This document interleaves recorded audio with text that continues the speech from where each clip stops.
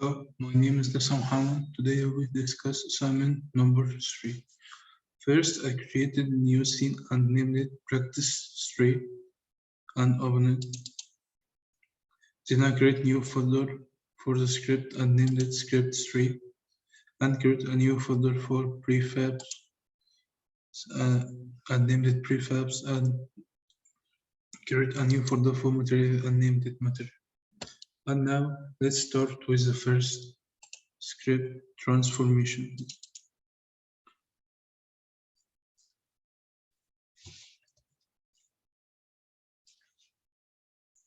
First, we will run the code.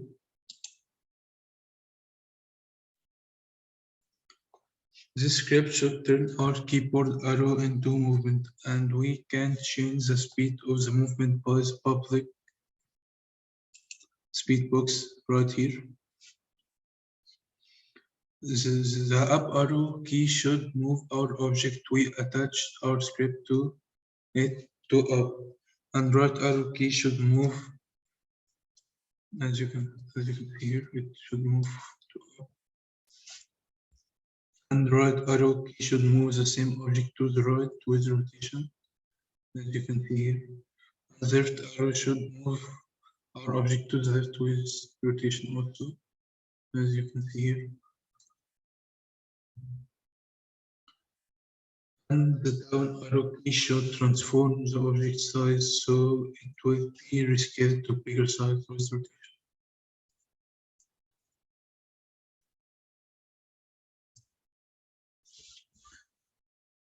Now let's see the script. First we will stop running the code. Here we will open the script. Here we identify the first speed.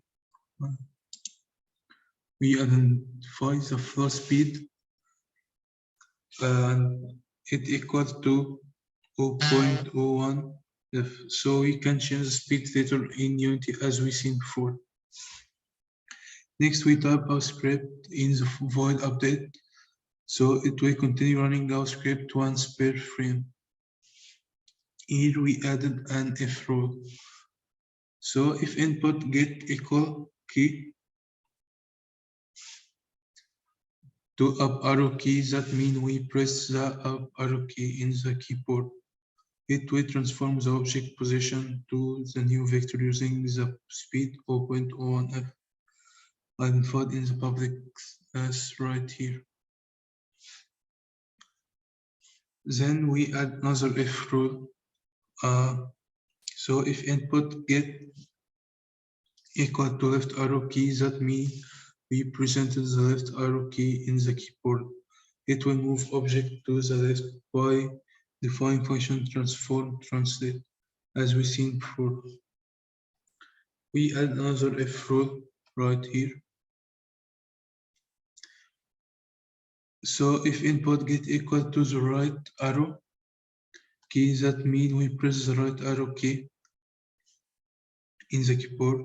It will move game object to the right by defining function transform translate, as you can see here.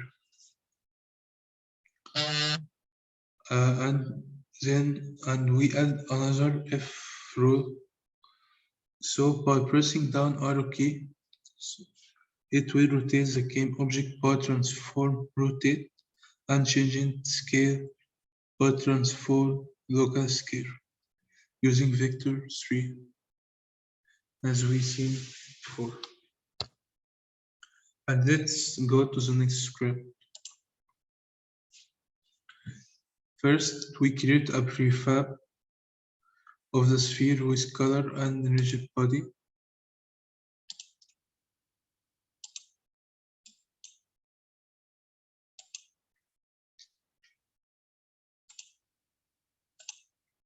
Right here,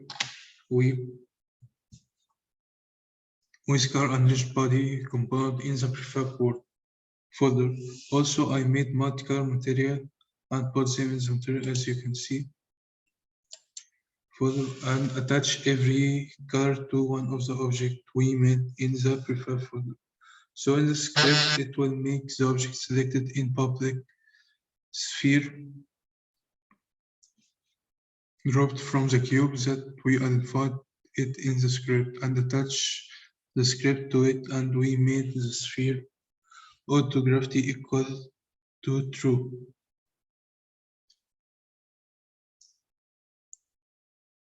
So it will be dropped by itself when start our function. As you can see, I will run the code right now.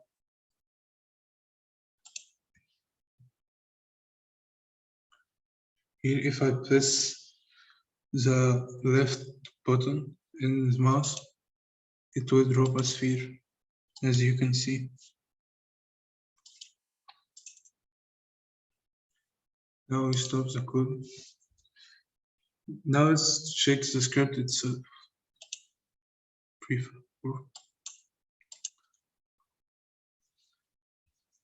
In the code, we identify the game object as sphere object in the public class, and we wrote our script in void update to make it run every frame.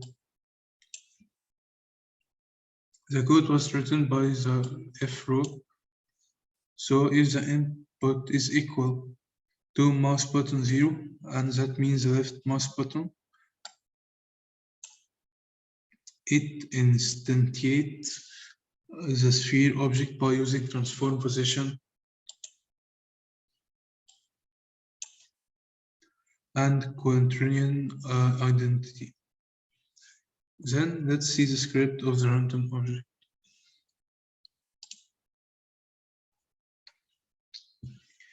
The script should make the random object drop from the cube, and we can know that every sphere is different by its color because I touch one different color material here, one different color material to each element. Here we put the number of the object, and under it we attach every object to element area, as you can see. Let's see our code running now. First we will select prefab work and select random object, and then run the code. So if we click in the right mouse button in the scene, it should make one of the random sphere drop down from the cube, as you can see. It's random. Now stop running the code and open the script itself. We add public game object as an element touching area, and we wrote our code in void update to make it run with every frame. I used an if rule, so if input mouse equal to 1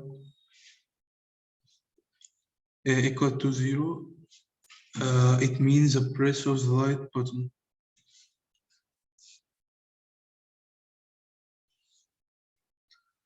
It will use int random num function to select the random object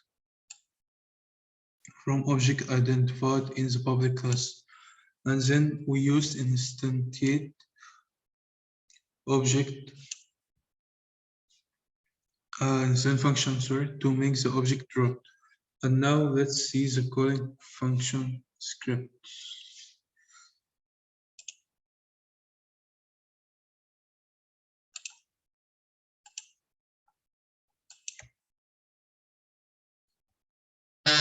Here it should make the game object repeatedly dropped with the use function invoke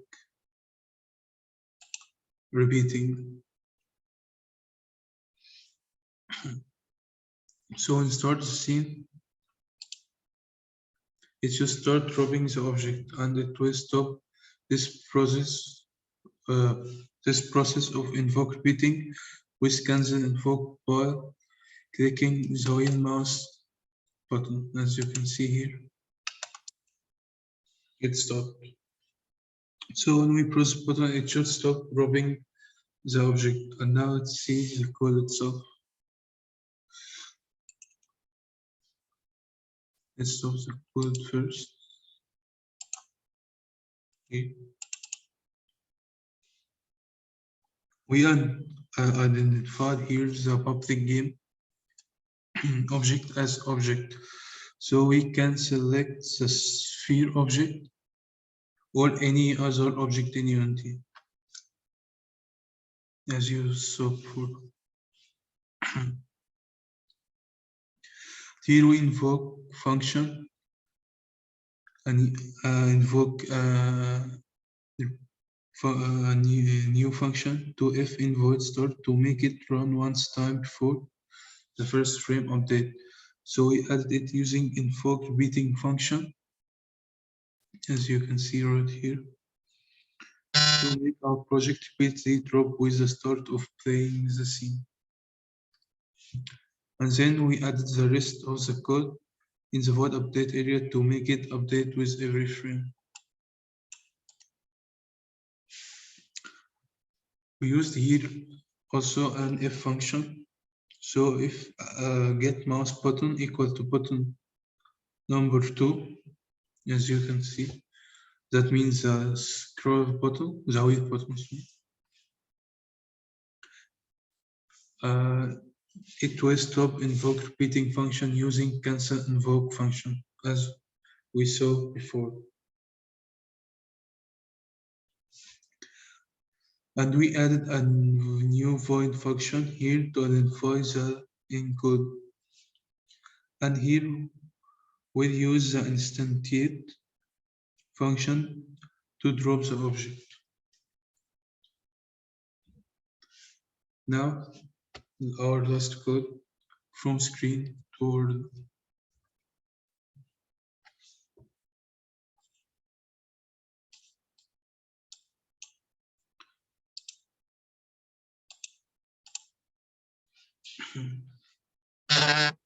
here it should instantiate a prefab on the scene once.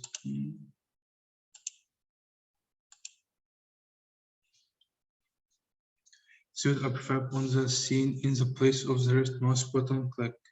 So here with every click,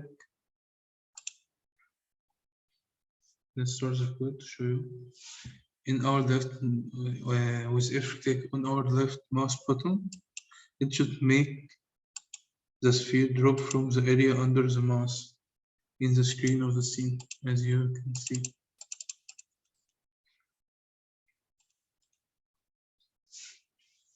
Now let's stop running the code.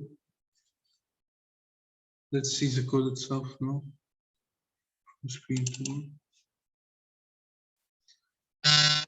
In the code here, we identified public game object sphere in the public class. And in the void update area, we use the if rule to write the code. So here, if get mouse button equal to 0, that means the press of the left mouse button. It will print input mouse position to the vector. And then identify this position in the main camera.